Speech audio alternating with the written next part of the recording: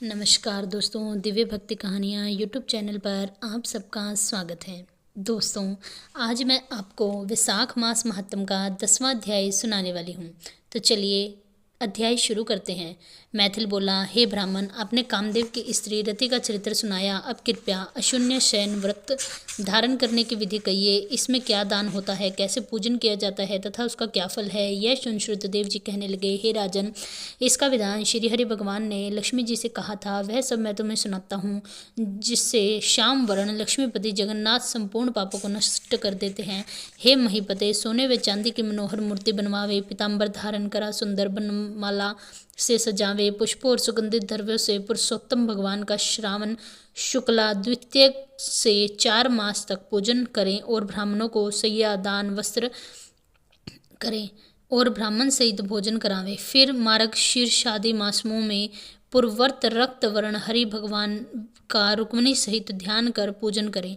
ऐसे ही चैत्र मास से 4 मास तक भूमि पर आसन बिछा भक्ति से हरि भगवान का पूजन करें और आषाढ़ की द्वितीया के दिन समाप्त करें।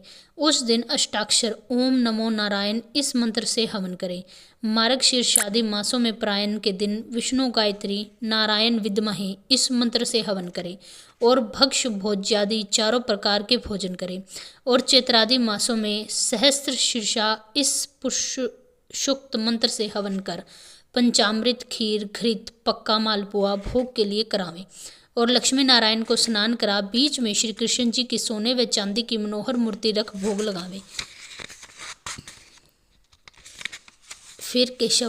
फिर केशवादी नाम से ब्राह्मणों को भोजन करा श्रद्धा अनुसार 2 वस्त्रों और अलंकारों से पूजन करके मालपुआ ब्राह्मणों के निमित्त 12वें दिन दे। फिर पूर्व कल्पित प्रतिमाओं को संपूर्ण अलंकारों से आभूषित कर आचार्य को दे दे और सैया का संकल्प करे। ऊपर लक्ष्मी नारायण का विधिवत पूजन करे, कांसे का पात्र दे और ब्राह्मणों को भोजन करावे। दान मंत्र, हे जनार्दन, जैसे आपकी शैया लक्ष्मी से अशून्य है, वैसे ही हे केशव इस सैया दान से मेरी शैया अशून्य हो। इस प्रकार भगवान की पूजा कर आप भोजन करें। इस व्रत को पुरुष सौभाग्यवती स्त्री अथवा विधवा अशून्य शयन के निमित्त धारण करे। जो मनुष्य विष्णु धाम जाने की इच्छा करता हो उसको यह व्रत अवश्य करना चाहिए। इसके करने से जगन्नाथ भगवान प्रसन्न होते हैं, देव दुर्लभ कार्यों की सिद्धि होती है और नेक प्रजाओं की वृद्धि होती है। अतः जैसे भी बने यह व्रत अवश्य करे। यह वर्णन हो गया कि अब तुझे और क्या सुनने की इच्छा है वह बता। यह सुन राजा ने फिर शुद्धदेव जी से पूछा, हे महाराज, वैशाख मास में छत्रदान करने का महात्म्य सुनाइए, क्योंकि वैशाख के कर्तव्य शुभ कर्मों को सुनते सुनते मेरी तृप्ति नहीं होती।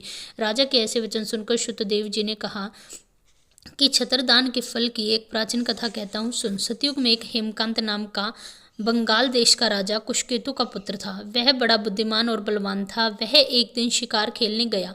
वहां घने वन में अनेक प्रकार के मृग और सूकरों को मारता हुआ थकने पर दोपहर के समय मुनियों के आश्रम पहुंचा, जहां सतीची नामक ऋषि व्रत में मगन समाधि लगाए ध्यान कर रहे थे। इससे उनको पता नहीं चला कि आश्रम में कौन आया है। अतः ऋषि ने उठकर राजा का सम्मान नहीं किया, जिससे वह क्रोधित हो राजा उन्हें मारने के लिए उद्यत हुआ। तब ऋषि के 10 सहस्त्र शिष्यों ने उसे रोका। क्रोध में विहल होकर राजा कहने लगा, हे ब्राह्मणों, मैं थक गया हूँ, तुम मेरा आतिथ्य सत्कार करो, परंतु गुरु की आज्ञा के बिना क्या सत्कार करें। ऐसा शिष्यों से सुन राजा ने उन्हें मारने के लिए धनुष उठाया और अत्यंत क्रोध कर बाण छोड़ने लगा। तब शिष्य भागने लगे। उनमें से 300 शिष्यों को मार डाला और आश्रम में रखी हुई वस्तुओं को पाप बुद्धि सैनिकों ने ले लिया और खूब भोजन किया। तब सायंकाल के समय राजा सेना सहित पुरी में आया और उसके पिता कुशकेतु ने इस दुष्ट व्यवहार को सुना तो बेटे की निंदा कर पुरी से बाहर निकाल दिया। तब हेमकांत व्याकुल हो गहन वन में चला गया। वहां उसे ब्राह्मण की हत्या सताने लगी। वहां पर जीव जंतुओं को मार कर खाते हुए इधर उधर घूमते घूमते 28 वर्ष बीत गए। एक दिन की बात है कि तीर्थ यात्रा करते हुए चित्त नामक महामुनि वैशाख मास में दोपहर के समय वन में आए, जो धूप और तृषा के मारे व्याकुल और वृक्षहीन स्थान पर मूर्छित होकर गिर पड़े। देवयोग से हेमकांत ने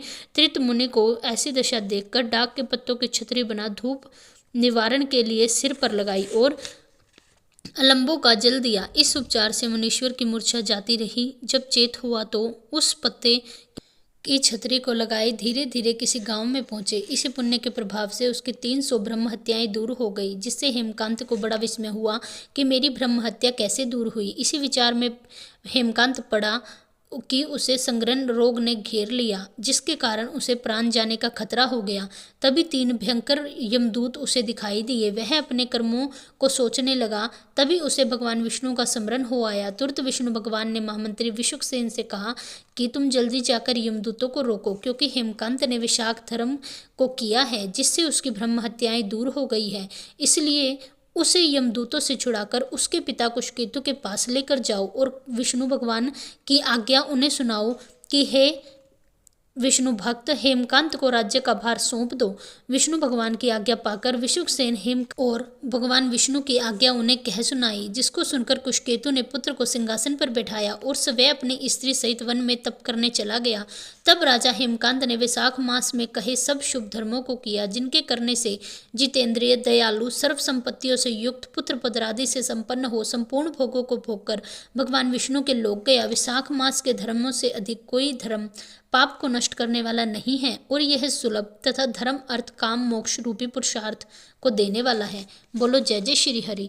दोस्तों, यदि आपको ये कहानियाँ पसंद आ रही है तो चैनल को सब्सक्राइब करें, वीडियो को लाइक करें और कमेंट में जय जय श्री हरि अवश्य लिखें। धन्यवाद।